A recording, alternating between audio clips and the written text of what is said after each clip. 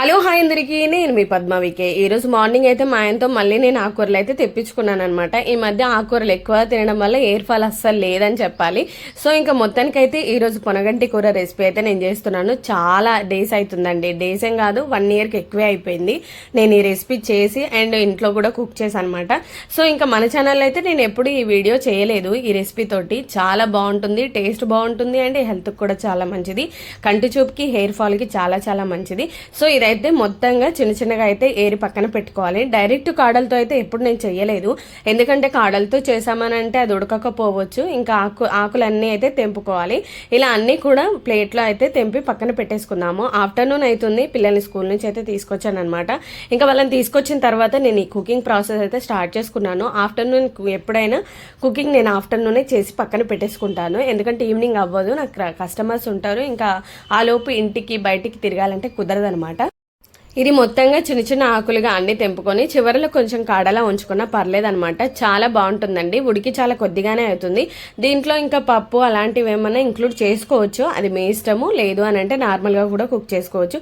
Mutton chicken తినొచ్చు, కానీ ఆకుకూరలు నెగ్లెక్ట్ చేయొద్దు, ఎందుకంటే మన హెల్త్కి సంబంధించిన అన్నీ కూడా ఆకుకూరల్లోనే ఉన్నాయి. డాక్టర్స్ ఎవ్రీ టైం చెప్తారు ఆకుకూరలు తినాలి అని. అందులో హార్ట్కి సంబంధించి అయితే పాలకూర అయితే చాలా చాలా మంచిది.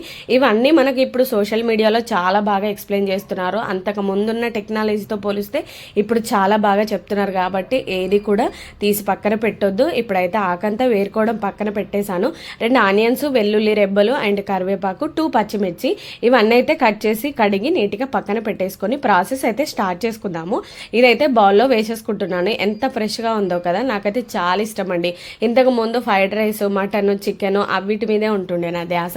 అండ్ 2022-23లో ఇప్పుడు మాత్రం ఎవ్రీ టైం ఆకుకూరలు తినాలి, హెల్త్కి సంబంధించి కావాల్సినవి తింటే మనకే చాలా మంచిదని నేనే అనుకొని నేను డిసైడ్ అయిపోయాను.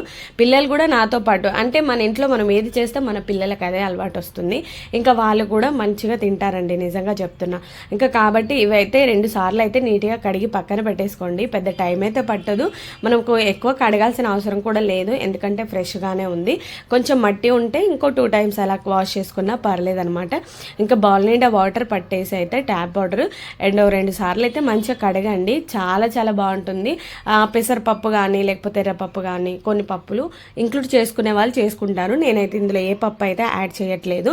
ఇంకా పిల్లలకు కూడా ఎప్పుడైతే నేను ఆకుకూరలు పెట్టడం స్టార్ట్ చేశానో అప్పటి నుంచి వాళ్ళకు కూడా హెయిర్ ఫాల్ తగ్గడం కానీ, ఇంతవరకు కొంచెం టీవీ చూస్తారు కానీ ఇంకా కంటి మీద ఎలాంటి ఎఫర్ట్ అయితే పడలేదు. చిన్న చిన్న పిల్లలకి స్పెట్స్ రావడం, హెడ్ ఎక్ కోసం స్పెట్స్ రావడం, ఇవన్నీ జరుగుతున్నాయి. కాకపోతే మనం కొంచెం వాళ్ళకి చెప్తే వాళ్ళు ఒక ఏజ్ వచ్చిన తర్వాత వాళ్ళు నేర్చుకుంటారు. మనం ఇప్పుడు వాళ్ళు చిన్న ఉన్నప్పుడు మనం ఖచ్చితంగా కొన్ని మంచి విషయాలు చెప్పాల్సిందే.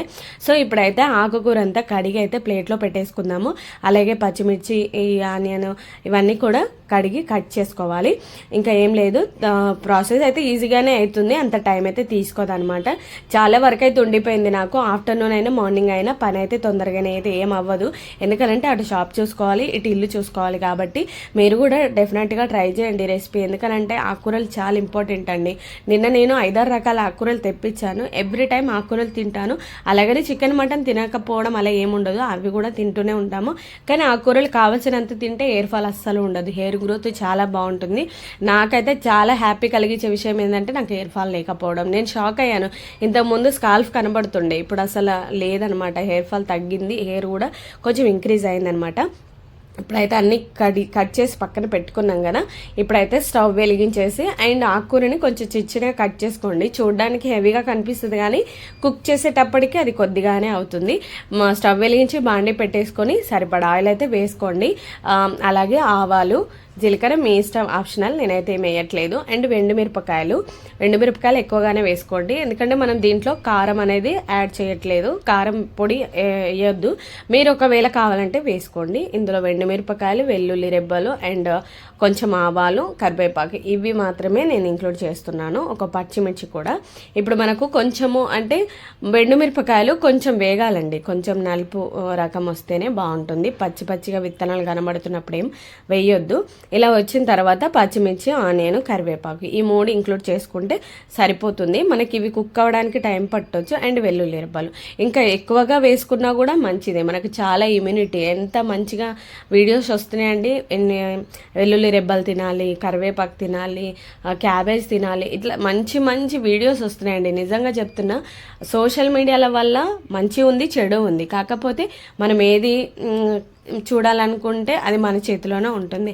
కాబట్టి ఇలాంటి మంచి లివర్కి సంబంధించి, హార్ట్కి సంబంధించి, కిడ్నీకి సంబంధించి ఇలాంటి మంచి మంచి వీడియోస్ అయితే వస్తాయి. నాకైతే చాలా మంచిగా అనిపించింది.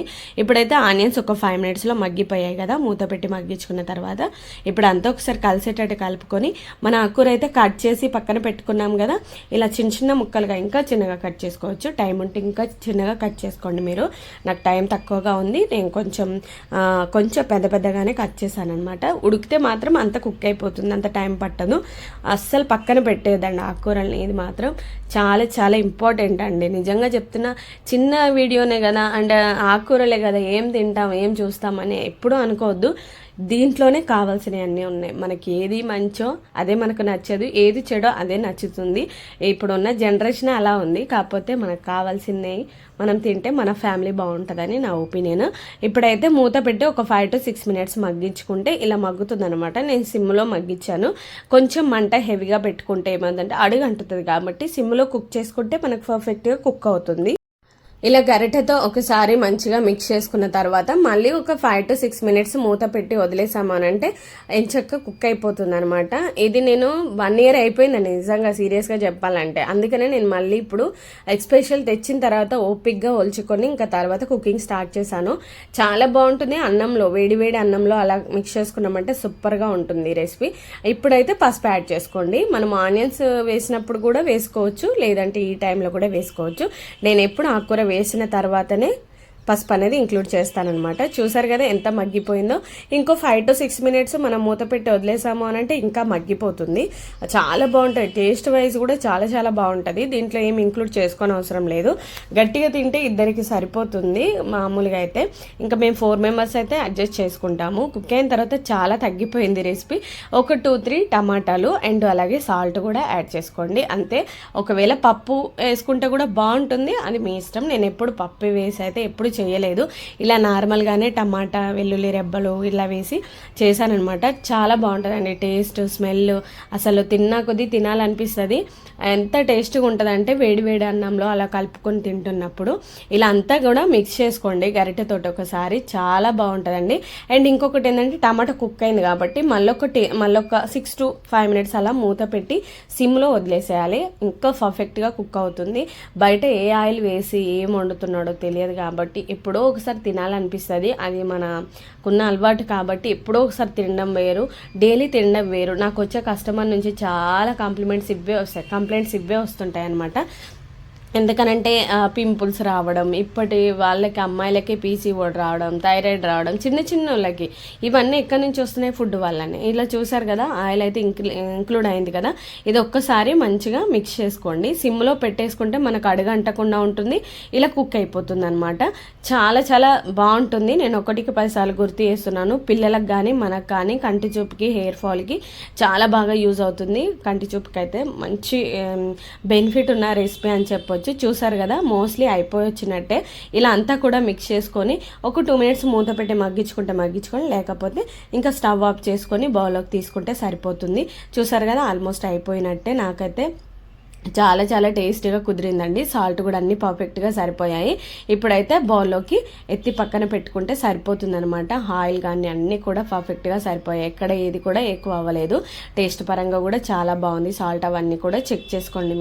మీరు ఎంత ఉప్పు కారాలు తినాలనుకుంటే అంత. ఎందుకంటే ఆ కూరల్లో సాల్ట్ కంటెంట్ ఉంటుంది కాబట్టి సాల్ట్ చూసి వేసుకోండి. మంచి హెల్తీ రెసిపీ, డెఫినెట్గా ట్రై చేయండి. మీకు ఎలా వచ్చిందో కామెంట్ చేయండి. నా వీడియో నచ్చితే లైక్ చేసి సబ్స్క్రైబ్ చేసి షేర్ చేయండి. పిల్లలకు మాత్రం ఎస్పెషల్లీ పెట్టండి. Thank you for watching. Thank you so much video చూసి.